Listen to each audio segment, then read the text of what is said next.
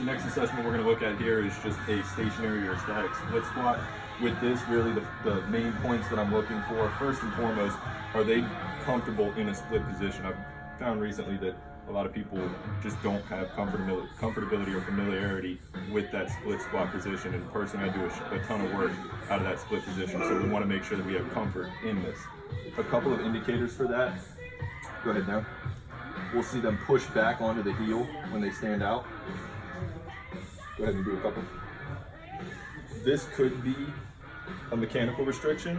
This could be something going on with the ankle or the foot, or it could just be something as simple as, hey, can you do that split squat and keep your heel up when you come out of the bottom?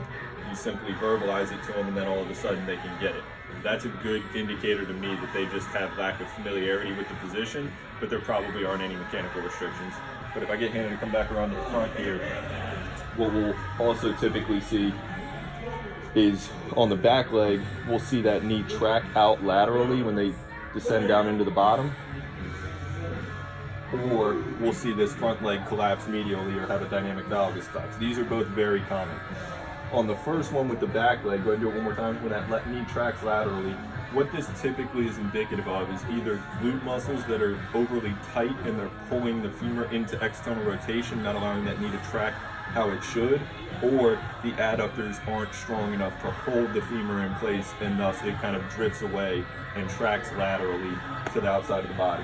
On the front side, this could be a hip thing, this could be a knee thing, it could be a foot thing. We're not really concerned with diagnosing here, we're just concerned with taking notes of what the position or posture represents. So if we have her come down into the split squat and we're going to see this dynamic valgus collapse again, this could be something stemming from the foot, where she just has an overpronation of the foot, and that overpronation causes her knee to track medially towards the midline. Or we could have a case where we have weak glute muscles on this side as well, and they're not able to kind of hold that femur in place, so the knee tracks laterally as she descends down into the squat. We can also talk adductor here a little bit, but predominantly those are going to be the two things that are going on with the knee.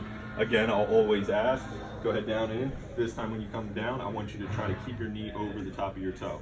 And I'll give them a little bit of a barrier with verbal cueing. A lot of the times that cleans it up too. So make sure we're not just assessing and flagging everything we see, but make sure you give them some feedback and see if they can correct some of these things first.